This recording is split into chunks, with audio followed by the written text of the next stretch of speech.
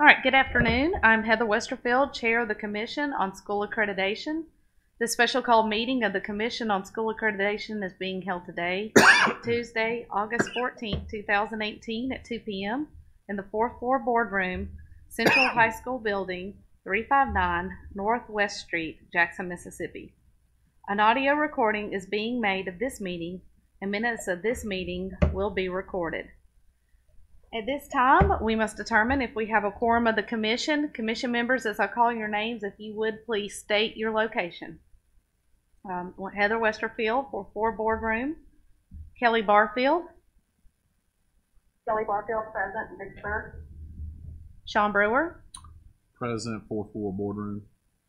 Kenny Bush. Sarah Foster. Present, 4th floor boardroom. Roy Gill. Present, 4th floor boardroom. Brian Harvey. Ann Jones. Present, 6049 Woodley Road, Jackson, Mississippi. Michael Lindsay. Dr. Valencia Martin. Present, Wangler, Mississippi. Michael Miller. Present, Pearl, Mississippi. John Mistelis. Present, Oxford High School, Oxford, Mississippi. Anthony Montgomery. Present, Hancock Whitney Plaza, Gulfport, Mississippi. Eddie Prather. Rob Tyner. A quorum of the commission is present in the 4th floor boardroom at Central High School for the purpose of conducting this meeting. This meeting is called to order at 2:07 p.m. At this time, Ms. Sarah Foster, would you lead us in the invocation, please? Dear Heavenly Father, thank you so much for this day that you've given us. We thank you for the opportunity to be here. And Father, I just pray that you will give each commission member wisdom as we discuss the future of our students in Mississippi and our schools. In your name I pray. Amen.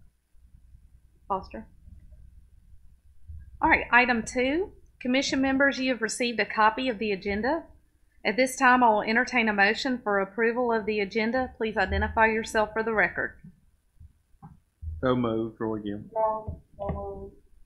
Okay, I have a motion by Mr. Gill. A second? Second, Sean Brewer. A second by Mr. Brewer. Is there any discussion? Okay, we will do vote. I'll do vote of the members present and then vote of the members on the phone. Okay, so members present, all in favor? Aye. Aye. Any opposed? Members on the phone, all in favor? Aye. Aye. Any opposed? The motion carries. All right, item 3, approval to downgrade the accreditation status of the Noxubee County School District from accredited to probation. We have Dr. Vannifer going to present on that item. Good afternoon. What we're asking today is for you to consider the accreditation status of Noxubee County School District. As you know, at our last special called commission meeting, the commission did make a recommendation to move forward to the state board to declare a state of an emergency. The board, by resolution, also made the recommendation to move forward to ask the governor to declare a state of emergency, in which he did. So we now have an interim superintendent in place in the district. So historically, we have a precedence of the following commission meeting, during the following commission meeting, to consider the district's accreditation status in accordance with policy 2.3. So today we're making the recommendation that we downgrade the accreditation status of Noxubee County School District from accredited to probation to add the deficiencies that were presented to the commission at the time of the declaration of the state of an emergency. Commission, is there any discussion? Okay, at this time, I'll entertain a motion for approval to downgrade the accreditation status of the Noxubee County School District from accredited to probation. A motion by Mr. Brewer, Second, Sarah Foster. second by Ms. Foster. Is there any discussion? Okay, all members that are present, all in favor? Any opposed? Members on the phone, all in favor? Aye. Any opposed? The motion carries.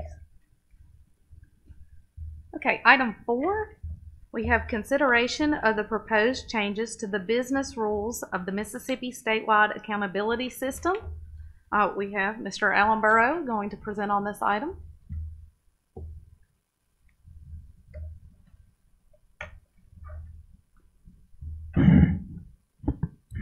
Okay, so does everybody have a printout of the PowerPoint presentation that we're going to discuss? Have access to it? That from Brenda Shelby in an email earlier prior to the meeting. So what we're going to do is I'm going to walk you through our findings as it relates to the preliminary accountability results for the 2017-2018 school year. As the Commission may recall, in September 2017, there was a recommendation made to the State Board of Education to establish a baseline for districts, elementary schools, and high schools based on the 2016 and 17 assessment student performance data.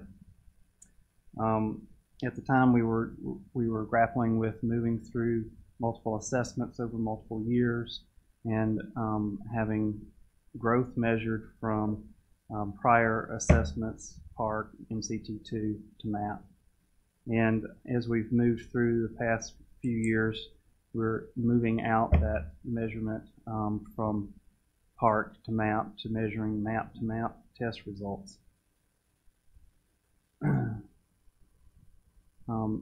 So I'm just going to go through our, as you know, we start our presentations discussing the strategic plan and goals of the State Board of Education. Accountability touches just about every one of our strategic goals. So this is a very important component for us. So what I'm bringing up now is just to explain where we have gone through the process that we've gone to get us to now. We produced the preliminary accountability results and took the preliminary accountability results to the Technical Advisory Committee for them to review on August the 9th. The Technical Advisory Committee looked at the distribution of the scores for our districts, elementary schools, and high schools, and made a recommendation that the high school cuts be reestablished or reset to the baseline that was established by the board prior, which is the percentile cuts. And those are the 90th percentile, 63rd percentile, and 38th percentile, and 14th percentile. This table that I'm showing now shows the data, the official 2017 accountability data for high schools. We can see the number of schools for each grade level and the percent for each grade level. We see the data that we found based on preliminary accountability results for 2018. Again, the number receiving the different grade levels and the percent receiving the different grade levels. As you can see, there was a significant drop in the distribution in all grade levels. So the distribution essentially shifted to the left. We went from 50 A's in 2017 to 7 this year with 60 F's. And that would be if we continued to use the cuts that were established last year for high schools.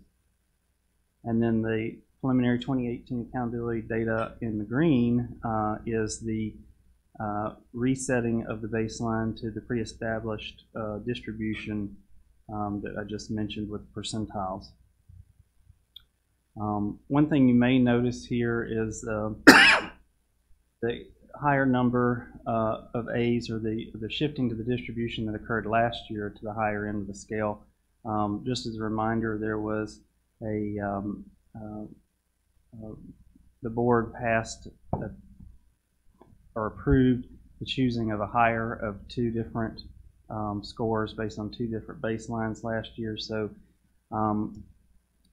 When the baseline was reestablished last year, it was found to be more beneficial to the higher end of the scale, whereas the older baseline benefited the lower end of the scale. So it was established that districts or schools, high schools I should say, could choose the higher of the two based on either the old baseline or the new baseline. So that's why we had a higher performing distribution.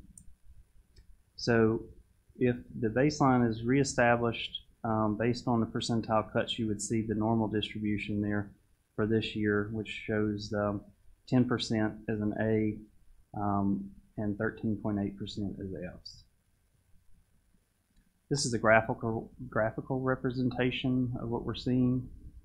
So the blue line is the 2017 official cuts, and this trend line just shows obviously it's not a trend, but it's showing visually what the distribution looks like across from the A through F scale, reading from left to right.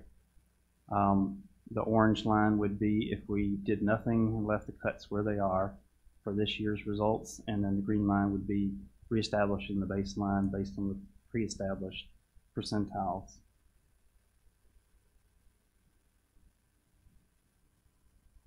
And then this last table shows the percentiles that were established by the board, what the current cut scores are, and then what the reset cut scores would be based on preliminary data. These scores would be expected to change from preliminary to final. So we just wanted to make sure that everybody understands that those cut scores would not be necessarily established in that fashion, but what we would do is apply the percentiles that you see on the left-hand column to the final results, and those are completed.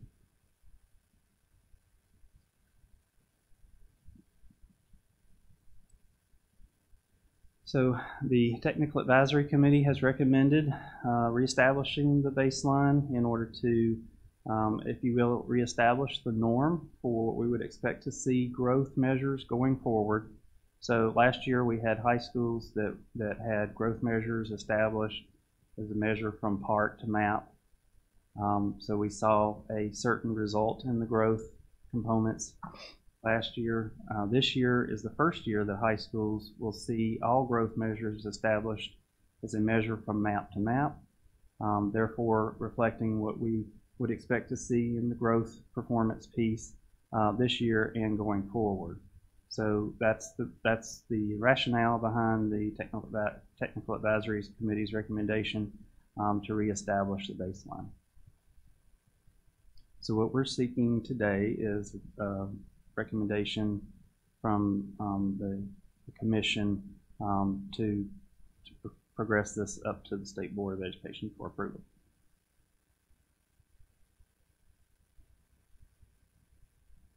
First, at this time, if you have any questions.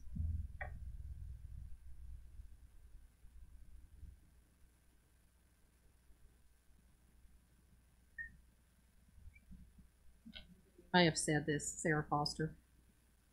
Will the reset cuts be the same next year, or will it go back to the preliminary? No, we would be establishing a new baseline. The intent would be to move forward, keeping that as the baseline year. And the expectation would be that results moving forward would be comparable.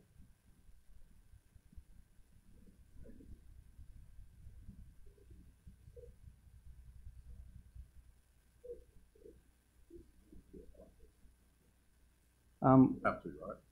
Not necessarily. What we're looking for is, do we see a expected distribution when we're comparing across all the different inputs in the measures of performance? So while the assessments may change to some extent, we wouldn't expect a substantial change in the assessment.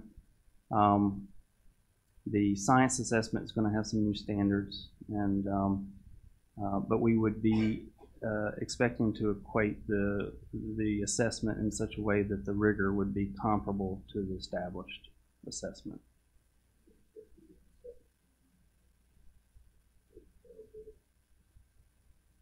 you'll have, Distribution. We don't do growth with the science assessment. Right, but if you Only change the proficiency. inputs, logically, the model Right. could change.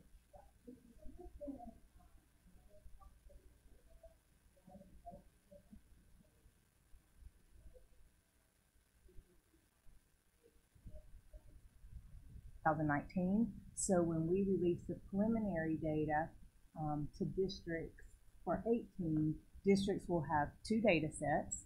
One, which your official grades will be assigned, that does not include EL, and then the second, a data set that does include EL. So districts will be able to see the impact or lack thereof that the inclusion of the EL has on their distributions.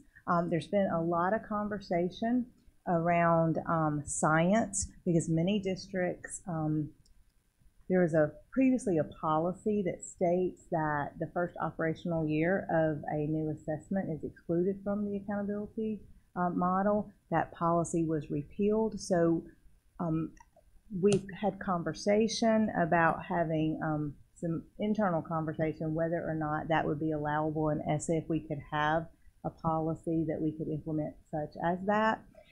If not, which some states do have a policy, so we're researching that. Another conversation that came up at the Technical Advisory Committee last week was the alignment of the standards, and Dr. Oakley could certainly speak to that, but they said when you look at the science standards, the biology, one standards are very closely aligned so that you wouldn't expect a big difference there. So we get what you're saying. So there's conversations around that, but for us to be able to sit here and tell you definitely we won't be back at the table, but that is certainly not our intent. But that we'll work within what our policy states.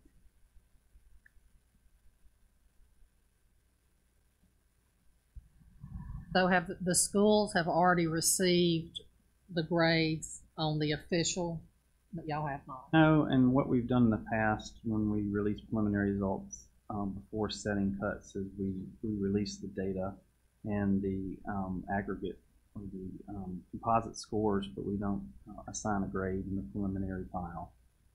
We don't assign a grade until we are able to establish the fixed cut scores based on final results. That would not actually be established until at the time that it comes back to you in September. Districts do have the data that's necessary for them to calculate the number of points that they have at this time, and then on August the 20th, we will be releasing the preliminary results to the districts and begin the official appeals process at that time. And then So this is Kelly. I had a couple of questions.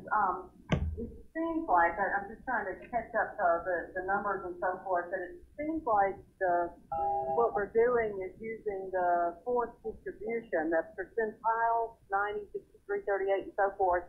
And what might change is where the cut score lands in that top 10% or bottom 15%.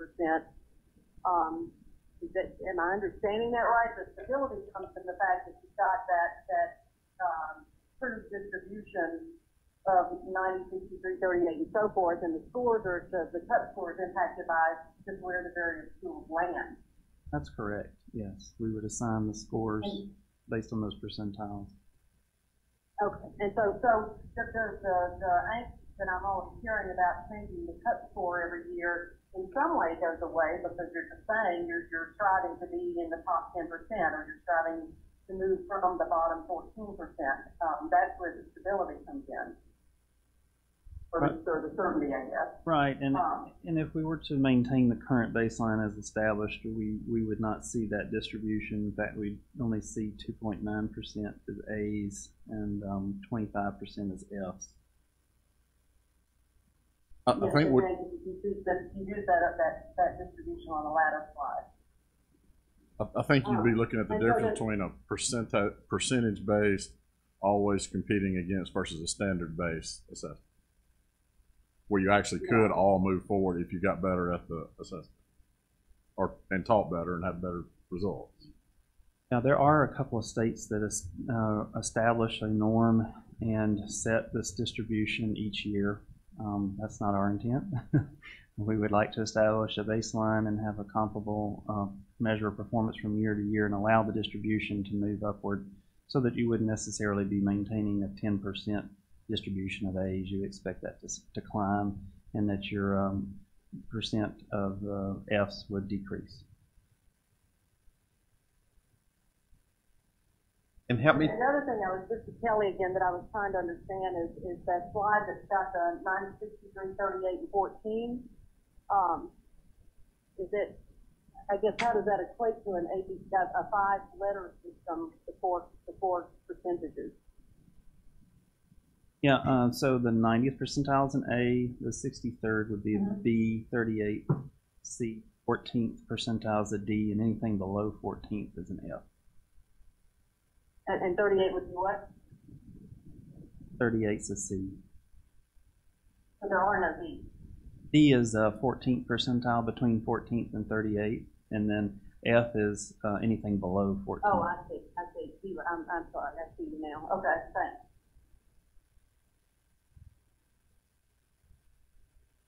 And the rationale behind looking at this is the way the distribution fell out due to the fact that different assessments over time, correct, for the high schools? There were still measurements of growth from PARC to MAP in the high schools last year. This year we have a map to map for our growth. Growth numbers? No, ma'am, but the growth numbers affected the Overall points. overall points last year. There are 4 growth components in the accountability model, and those 4 growth components affected the total point scores. Now that we have a comparable map to map for growth, we expect moving forward that, year to year it is a comparable for the high behavior. School. Yeah. And therefore that you don't feel that there was any effect on the district's points if there was an effect on high school points. Paul? Well, so the district, the high school data does feed into the district composite score, so that would be a correct assumption. There would be some effect.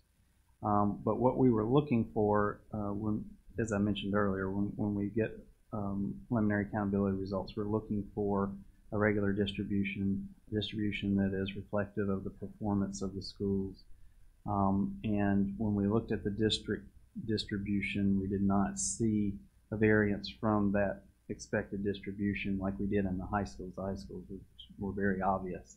The district distribution is still very close to that established policy percentiles that we have on the screen, the 90th, 63rd, 38th, 14th. Sure, we would expect that over time to shift upward, and we would see more A's and fewer F's, just like we discussed.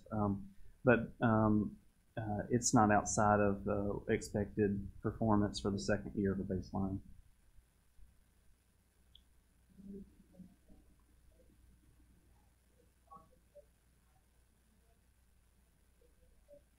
All of the assessment results for each grade level and for each area that's assessed, and then added or brought in the accountability distributions for the districts, the 1,000-point schools and the 700-point schools. And of course, the elementary or the and middle schools, the 700-point schools, it was just mirrored what you would expect from our assessment results, having shown gains across all assessed areas. And then they, of course, thoroughly vetted the district distribution and whether or not there was a need to reestablish the cuts at the district level. However, the outcome was, as Alan described, that there should not be, or it was not recommended that the district cuts be reestablished.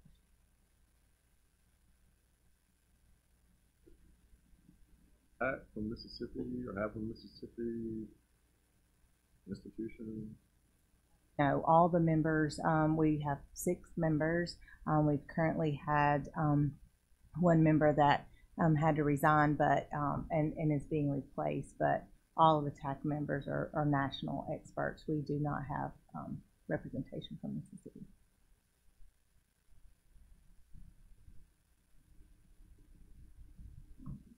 Inside the tests themselves, there are adjustments from year to year on raw scores and things like that. I mean, I had some principals ask me the raw score on English moving 7 points from a 3 to a 4. I don't know how to explain that. So we had some very in-depth conversations with the vendor and TAC regarding that, and so you don't like to see a swing of the 6 points. I mean, normally you like to see it, closer to 3. We provided, or the vendor provided an explanation for that. The English 2 was influenced by the change in the testing mode by having the writing online this year as well. I mean, they outlined some of the factors that could have impacted that. We spent quite a bit of time talking about the pre-equating process of test forms versus, the post-equating and what that actually looks like, and how that's a process that every time you have a new form of the assessment, you have to go through. They walked through analogies such as you wouldn't expect an individual that answered 15 questions out of 30 correctly on an easier test to be the same as one that answers 15 more difficult questions out of 30, and the process for that. So the bottom line,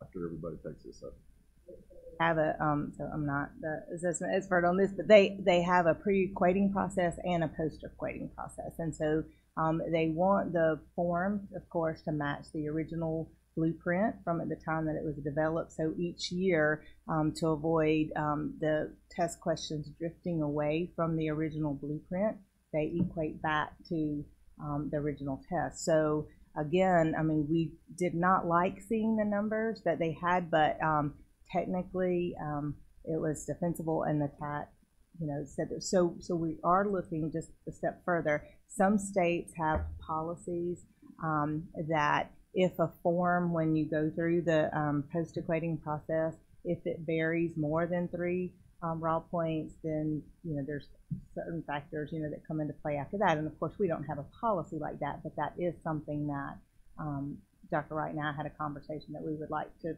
look at having in Mississippi moving forward. Hard shift in English 2 on the raw side to get from one quartile or one performance level to the next was due to the fact that more students did better on that form of the test, therefore it was deemed not as rigorous. And so any given time that the students as a group do much better on assessment, the points are going to be squeezed because it's going to be deemed too easy. Based on the nature of, also based on the nature of the difficulty of the items that are on the test. That also goes into the consideration, the level of difficulty of the items. Can't figure that out before the test. That's what right, and that's a conversation we guys, want if you do to better on it, it's not going to be as good if the whole does better.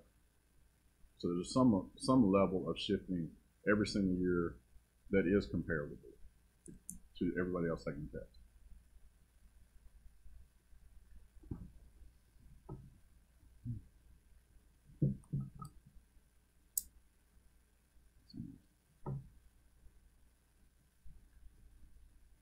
Are there any other questions on this item?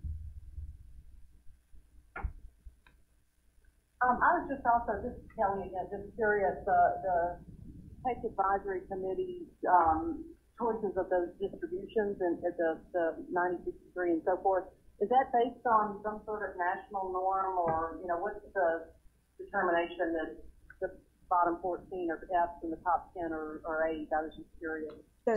So that is the current state board policy that was approved through the standard setting process the first year that these assessments were administered, or not necessarily these assessments administered, the first year in 13-14 of this particular accountability model. And so that policy has been consistent. That policy has not been revised, and so the TAC was, very much advised us not to stray from the approved state board policy at those certain percentiles to reset the baseline.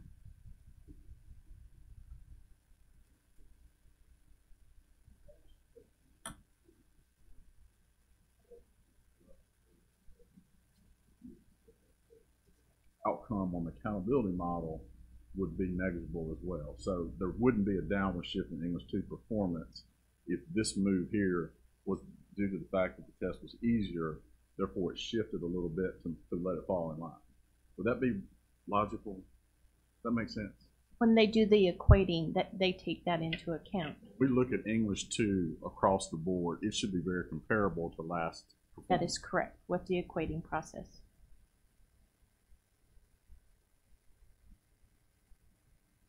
I'm just going to state as an English 2 teacher that that was unjust. I feel it was not the case with my students, and had students that didn't grow because of that shift. It was a 7-point shift, I think we calculated. So.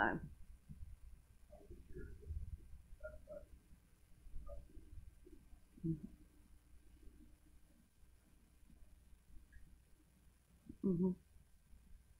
It seems like, as a non-educator, every year when these come out, it seems like we just knock people down. The school's really working.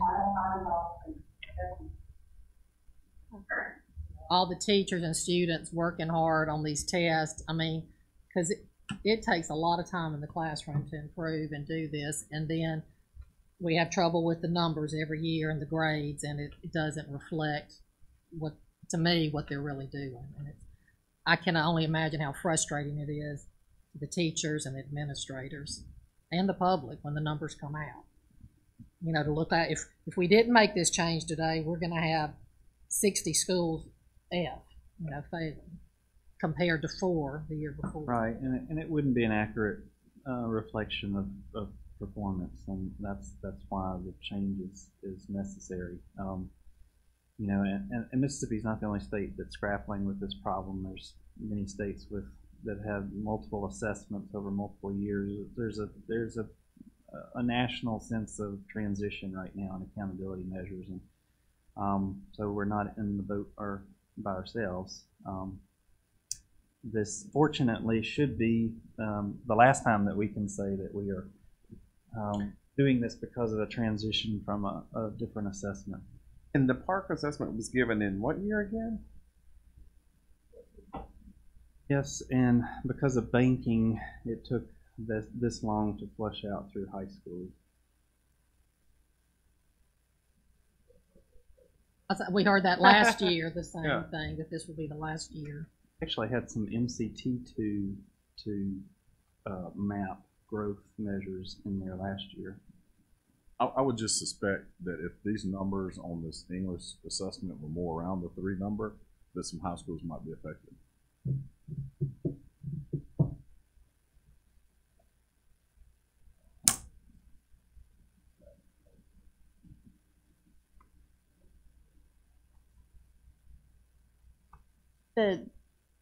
The technical advisory committee members did look at the equating from the raw scores to the scale scores, and even though it's frustrating that it was a 7-point difference in the raw scores, they're comfortable with how they were equated, if that helps. Outcome that had, therefore, on the accountability model would have been negligible because they're more accurate. Shift with the scale scores that you saw with the raw scores, they were equated in such a way.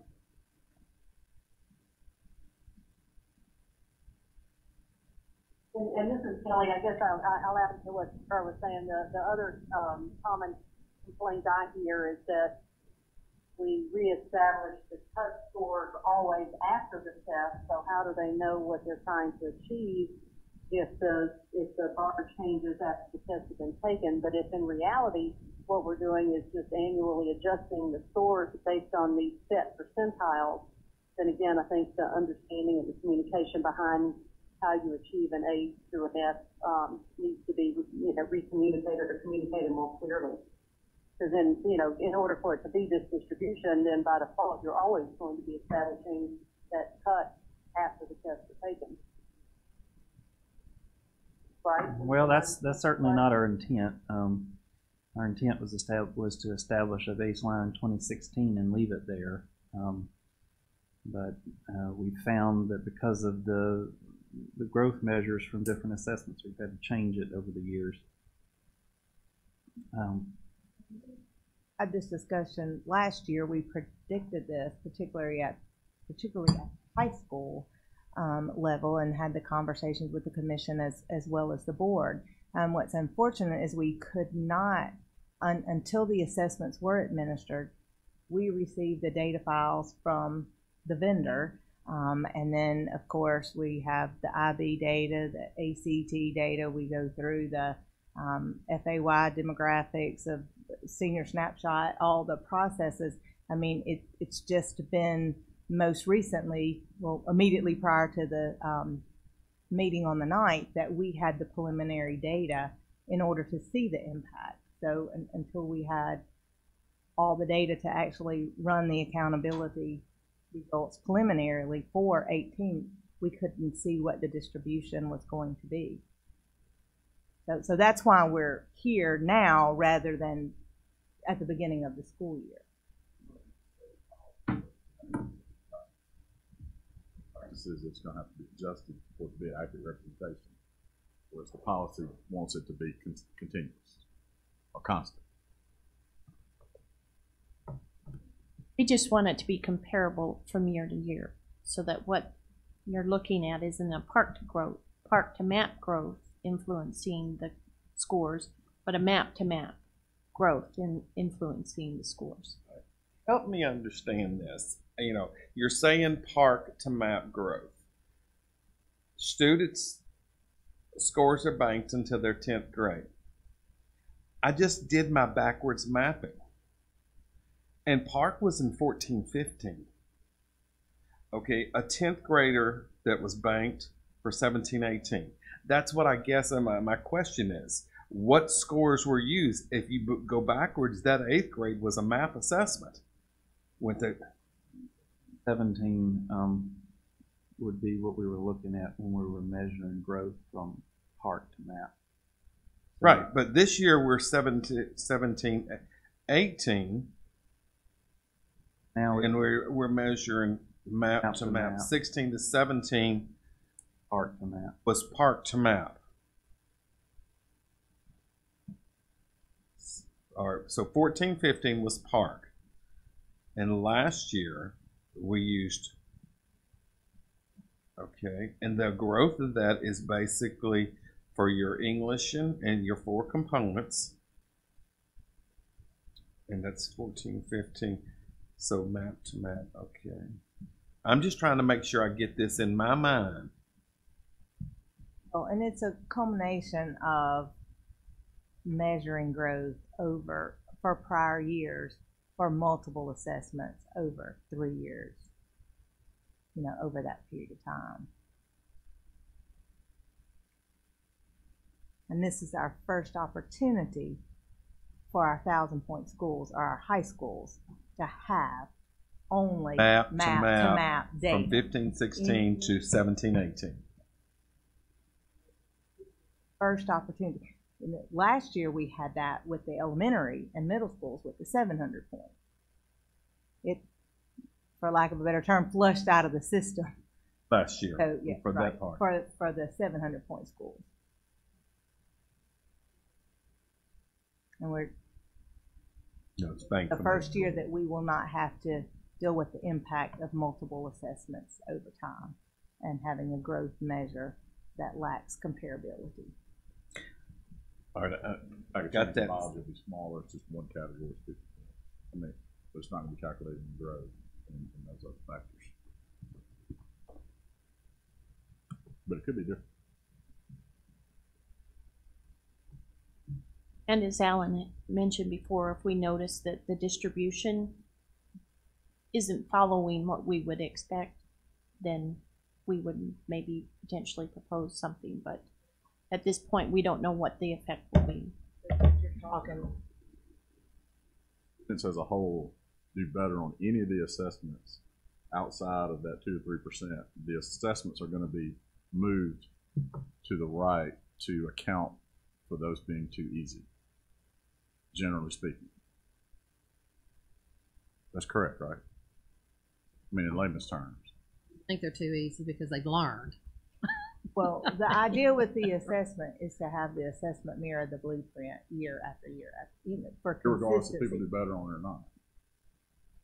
Right, I mean, because Hopefully they do better. right, we want to equate the items so that the items have the same level of difficulty from one year. To equate them with how many students got it right versus how many students got it wrong. Correct? That's how you equate it. Like Dr. Vanderford said earlier, there is also the item difficulty that goes into the equating process. It's not just whether or not the student did well on the item or not. It's the pre-equating looks at the item difficulty. Right.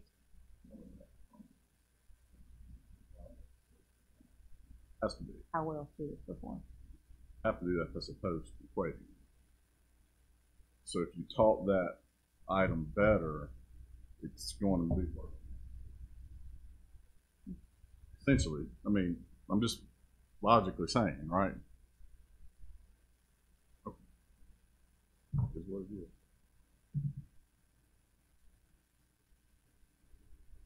Mr. Gill, am I off base on that? Well, I understand what you're saying, and that they will always have to anchor the assessment whenever they normalize it so it can be comparable from year to year, the MAP test, because every form is different. I don't, they're going to have to be able to normalize it with the way they do it so they can compare it from year to year. I looked at that and I didn't see any major issues with that. Well, I've been trained in item writing for the English 2 test. And when we wrote, of course, none of this I don't know ever made on the real test. This was training. But we went through the process, and when we wrote an item, we had to go ahead and assign it. It was DOK 2, DOK 3, what type of item, depended on its difficulty. They have all the drag and drops and performance-based. So we had to already, writing the item, kind of predetermine what level it was. And then I know they probably build the test from that based on the blueprint. So, I mean, items are written to a specific difficulty. Tested, right? And then They change. Right, it. I know they're field tested, and I mean, So why is it adjusted after it's taken if it's already adjusted at the beginning? That's the question. It's like you take the test and make a grade, and then we're going to change the questions. Is that just the way this company works for the testing? Well, every testing company for the last 15 years, we get that HOS table, and it's every year it changes somewhat. It's HOS score is going to always vary your scale score. Oh, because it's hard to determine what's a perfect score. How many can you miss? And the upper end and the lower end are sometimes stretched or compressed based on where they anchor the norm. Hard to say that's a standard base versus comparison for me. But if you look how the ACT is standardized each assessment, they do the same process when they take the ACT assessment. And so they can compare them. I mean, I didn't have any major issues, and my person didn't when we looked at the English 2 versus any of the other tests on how the distribution fell.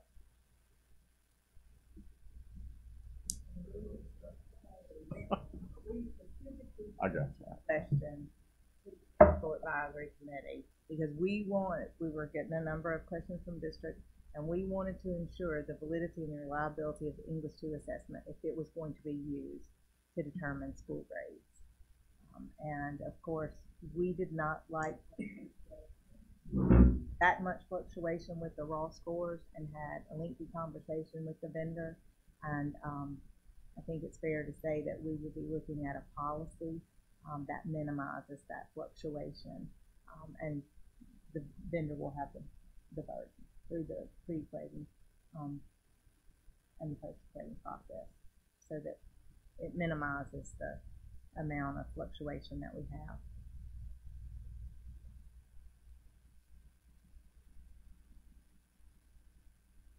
Right, there is a part B to this item. Are there any other questions before we move on to the part B?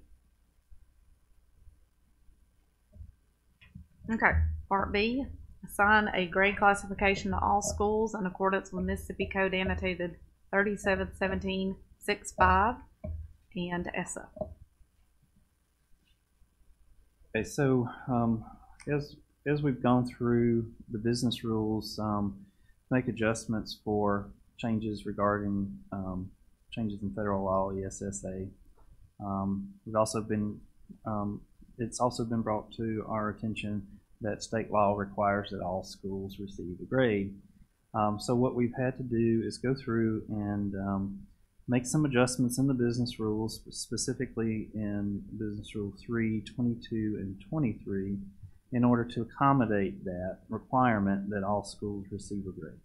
So I'll just step through each one of these. In Business Rule 3.1.1, this addresses what happens when we don't have a high enough in count. So we have an established minimum input of assessment scores in order to measure the performance for that component. So we have to have a minimum of 10 students counting and meeting full academic year and having a grade on the assessment in order for us to measure performance. This is tied to a statistical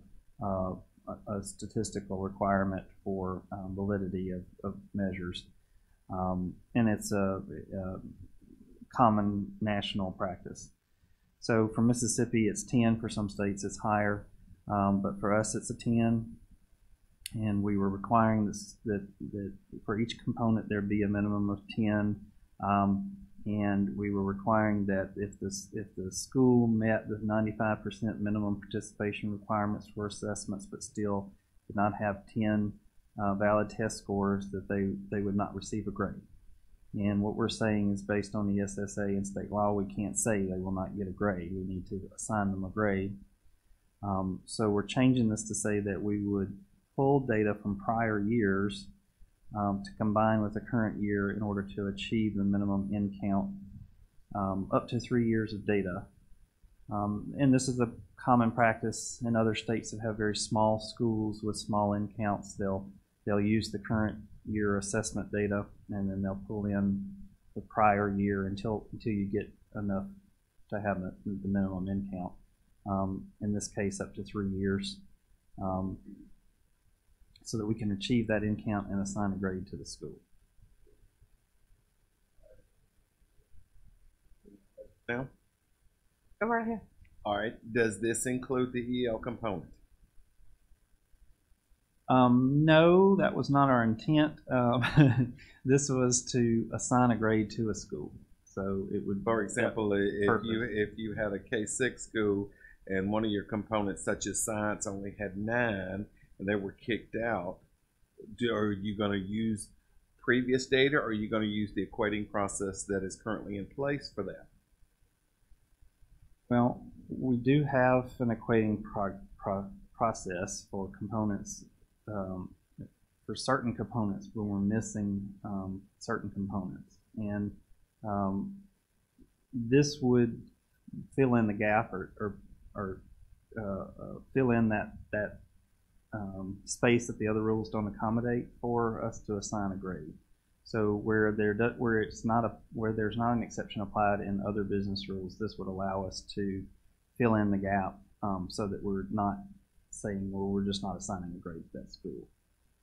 So this would only apply when a previous business rule is not available. So therefore, that scenario with the sixth grade science, it would still go back to the equating process of the percentages versus as going back and picking up students from previous year science scores to make the end count 10. Yeah, so at the end of this, we left where it says see sections 22 and 24 for exceptions to this rule. That's two sections that address missing components, or in the case of 24 ninth grade only schools, which of course don't have any measures of performance.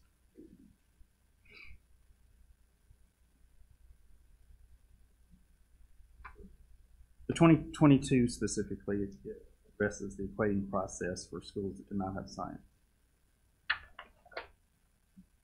That doesn't have science, but the scenario that it could happen that they have science, but their end count is less than 10. So, but this rule, though, is not dealing with components of the model that don't have the end count of 10. It's dealing with schools that do not have the end count of 10. Required component. Okay.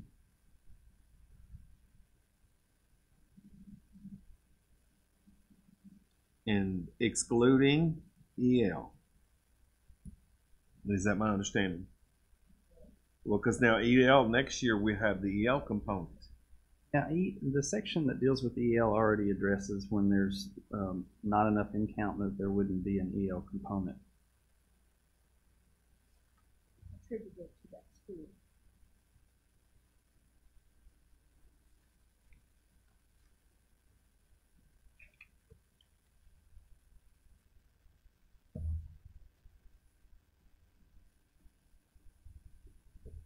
The schools that do not have the minimum of 10 valid scores for each of the components will have data from previous years combined with the current year in order to achieve a minimum in count. This is the way I'm reading it. Am I reading it wrong? So you want clarification of whether or not this Right. will I mean, apply yeah, to that's the what EL I asked. component. Will it apply to the EL component or any other component that might not have 10 components? I just want clarification.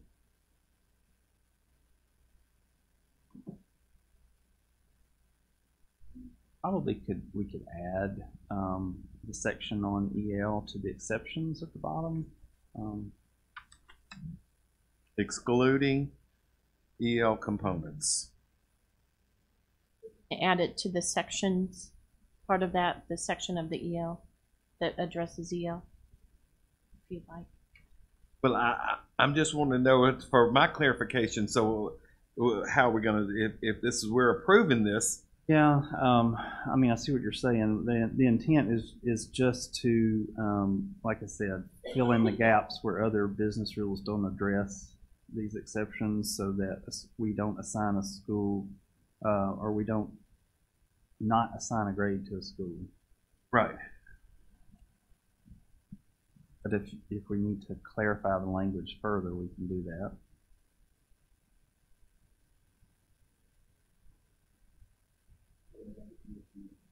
I just want to, because when this goes out and something happens and I got to make sure I understand it. So you would like to, in that last the parenthetical statement, say, see sections 22 and 24, and we'll include the section on EL as an exception. Would that be Section 15? Section 15? I'm assuming, and you know what happens when you do that, but I don't have 22 and 24 memorized. Well, so that's exactly what I'm right. saying. Section 15 is the EL component section. Section 15 is the EL component. So we can add that to the parenthetical statement, if you'd like. I don't mean to be difficult. No, you know, the 24 is ninth grade schools only, Okay, right. and then 22 is other components. Right, that's Schools without tested subjects or grades. efficiency, growth, reading, all applicable FAY rules, reading proficiency, 7th grade scores, science proficiency. The equating process will be adjusted the scores for that. Okay.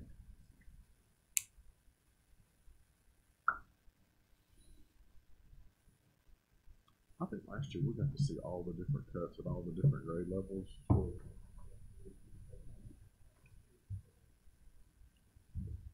Sorry. Last year we saw different cuts at like all the different grade levels just to see the pattern distribution. Am I remembering that right? We do that in the final results presentation. Yeah. We have how many scored at A, B, C, D, and F in districts, elementary schools, and high schools. Yeah. That would be the September meeting. Remember there was a significant dip in 4th grade last year. Right. That. Oh, okay. So you might see what you're looking for in the assessment results that are presented on Thursday. Yeah, we're looking at assessment performance levels and assessments for each grade level at the state aggregate. Yeah, that would be it. But, presentation Thursday. But that picks up that 22 addresses the other part of the question if we add the EL component. So you do want to add, so it says see sections 15, 22, and 24 for exceptions. Just to clarify that's what you If that was the intent, not to include EL. Yeah, well, it is, and and if we include section 15 there, then 15.2.1 says that each school and district must meet the minimum in count for EL students in order to have an EL performance measure calculated. So we can add that. 15, 22, and 24. Okay. I'm good.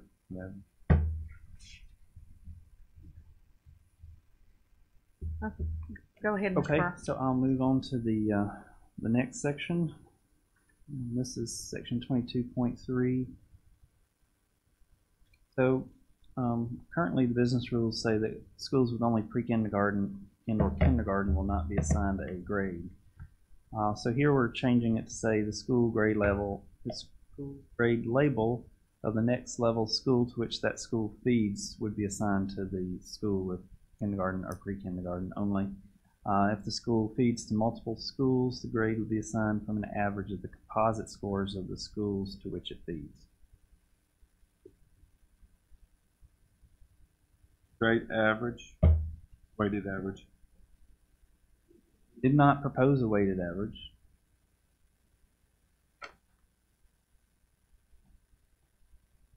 That's what But that's what. So it's a straight average of the two schools. Yes.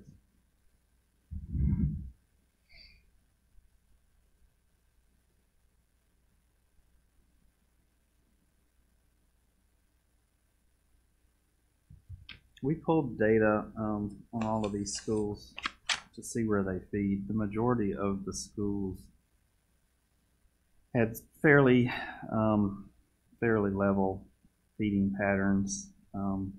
There were a couple that somewhat significantly different, not to name names, but one fed 128 students to one elementary school and 48 to another elementary school. So that's a pretty big difference. And if you did a straight average, that could be the huge. average of those two schools. It could mask. This one could be an F, and this one could be an A. If you did a straight average, that could mask what's really performing in those schools. I just like a weighted average better. It's more. It's a cleaner number. I don't think that's fine. If that's what you want to recommend. I would state and federal law and assign all schools A grade.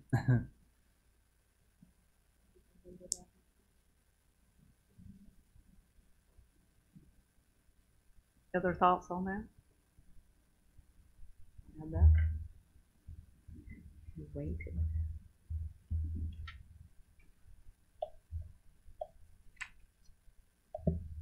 Okay, and then the third item deals with the Mississippi School for the Blind and the Mississippi School for the Deaf. Currently, those are not assigned grades. We're deleting that section of the business rules, which basically say they will not receive a grade, and you will assign them a grade.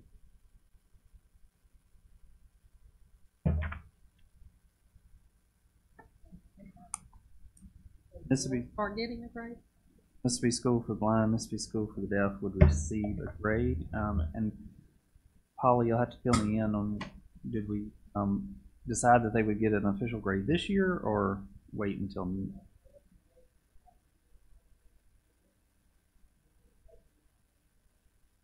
year, and that they would have a published grade this year, but it would not be official. Same testing?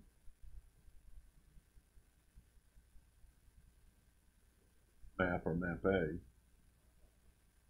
Still, Have all the of them same are included. components of Same the model that all other schools have.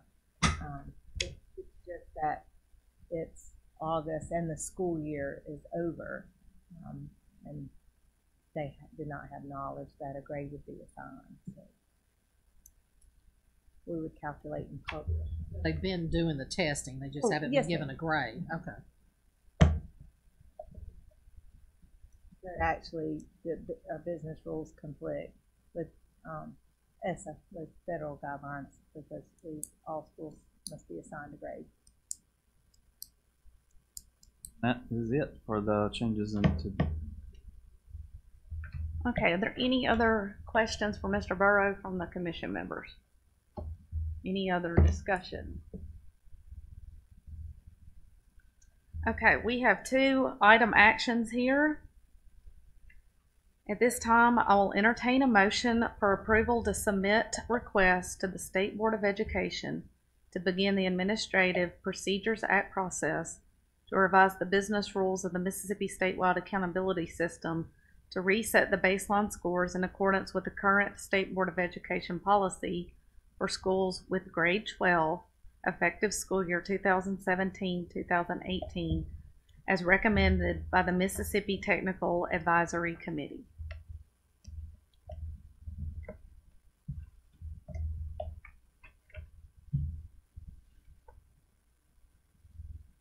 So this would just be Part A.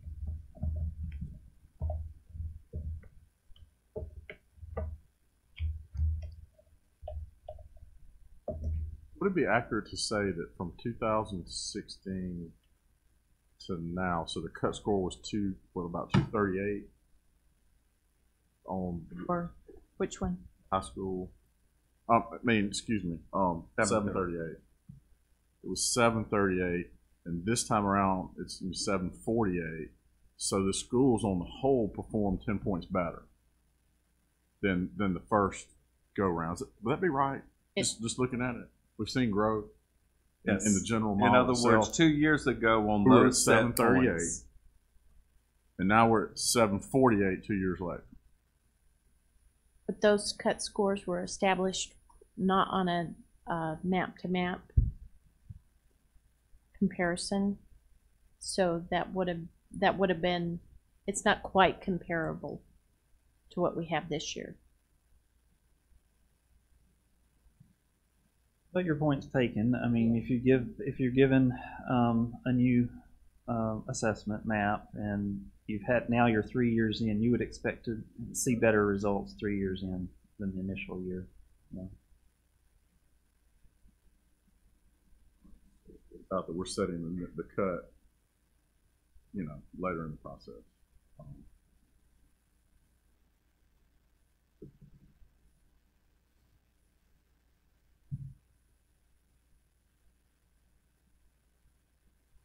I move. If we don't move, I move that we approve the new cut scores. Okay, I have a motion by Mr. Gill. Do I have a second?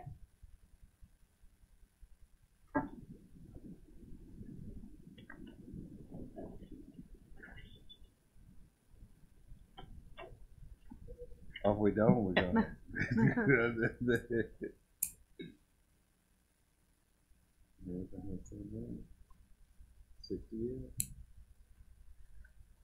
I second it, Sarah Foster.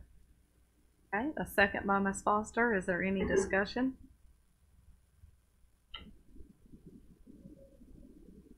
All right, members that are present, all in favor?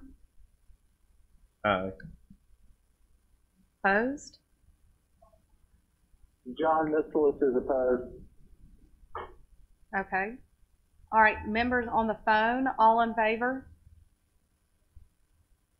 Aye. Aye. Aye. Aye. Any opposed? Then- Oh, I'm sorry, I'm on the phone. John Mitchell is opposed. Okay. Did we, any abstain? Abstain? Okay, and we have one abstain. So the motion carries. Okay, at this time, this is Part B. At this time, I will entertain a motion for approval to submit the request to the State Board of Education to begin the Administrative Procedures Act process to revive the business rules of the Mississippi Statewide Accountability System to assign a grade classification to all schools in accordance with Mississippi Code Annotated 37-17-6-5 and Every Student Succeeds Act, ESSA, with adding in to include Section 15 as an exception under Rule 3.1.1 and to change 22.3 to say a weighted average.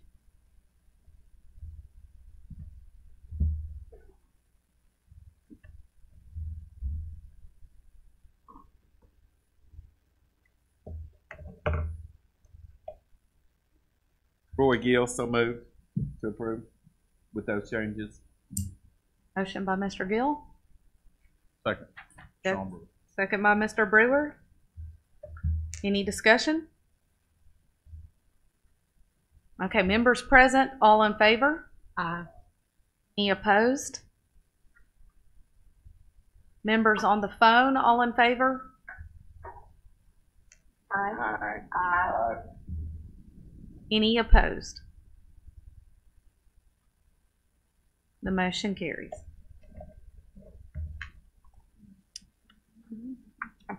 All right, at this time, I'll entertain a motion to adjourn. Possible to just say and request again, if there's any way we could get this information further ahead of time, I could actually try to study it, not ask questions that maybe have answers that I just don't see in the moment, would be beneficial.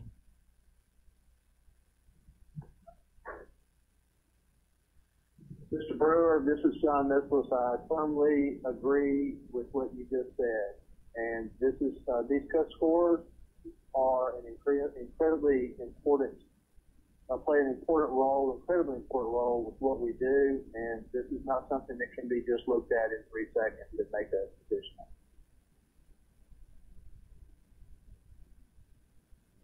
We got this, what, 10 minutes before the... Noted. Thank you very much.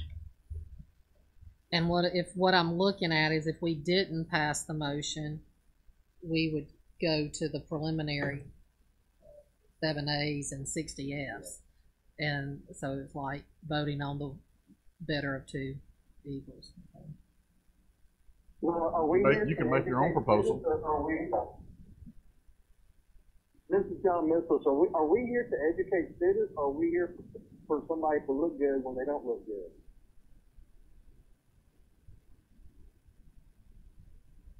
That would be my response to the constant change of cut scores to make somebody feel better about their position.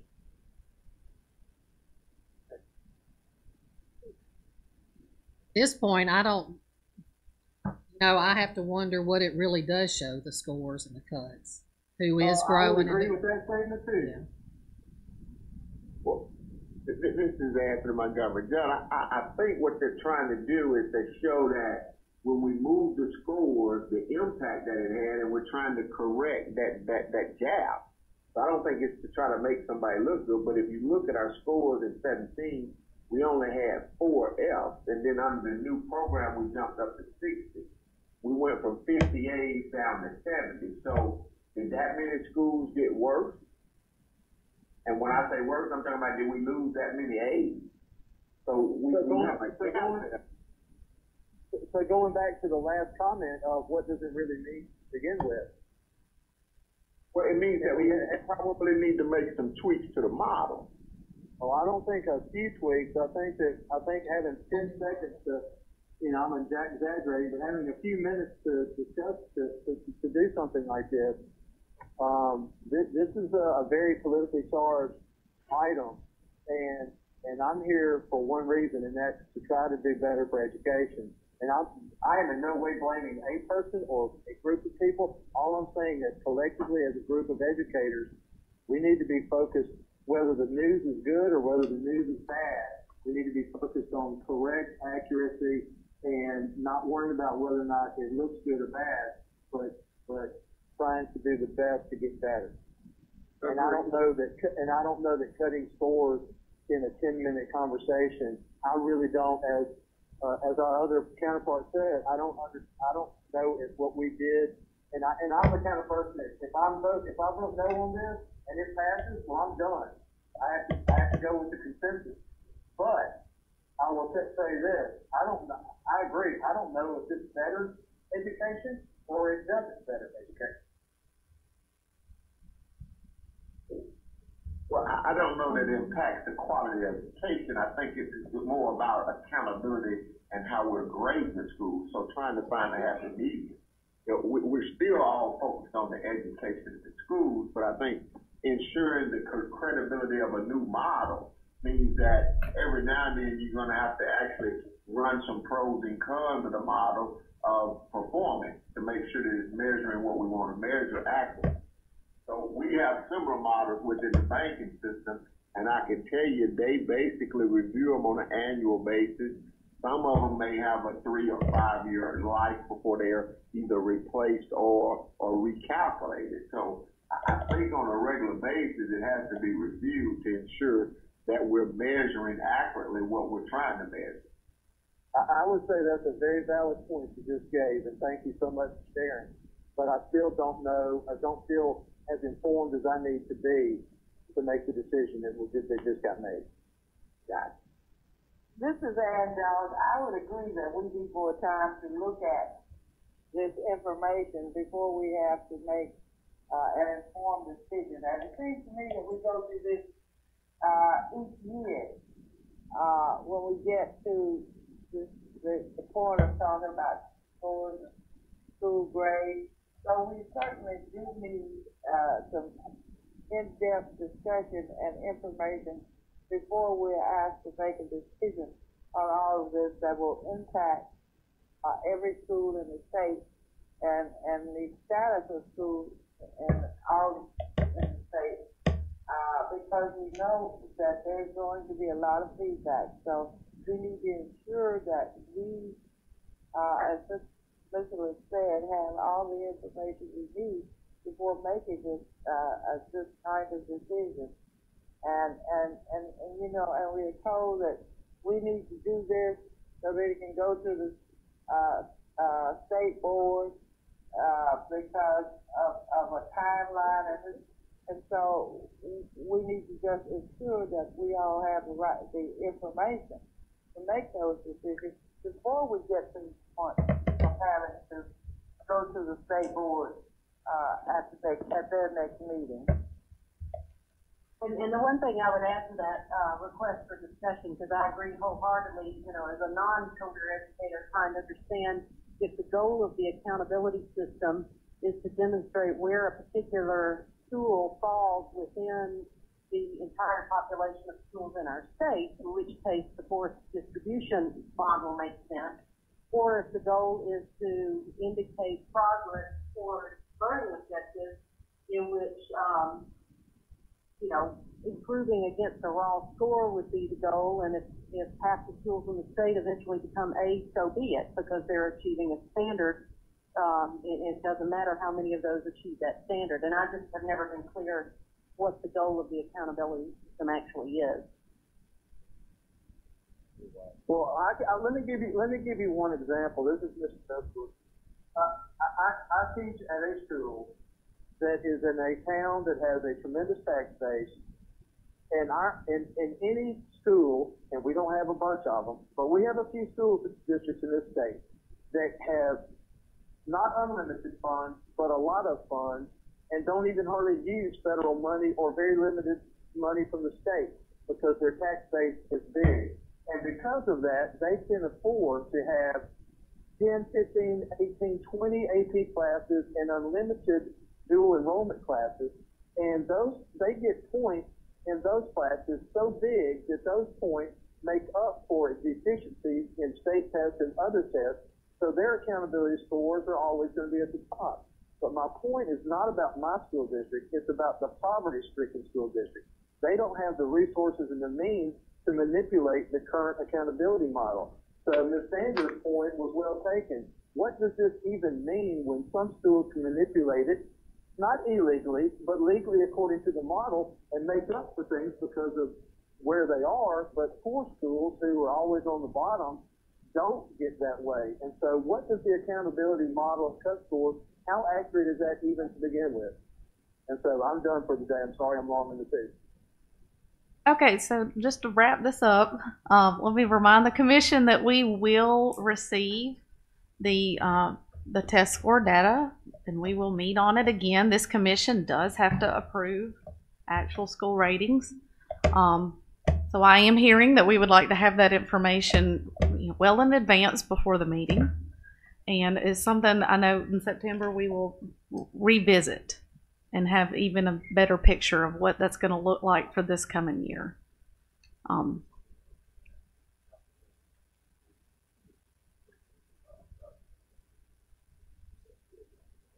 Right.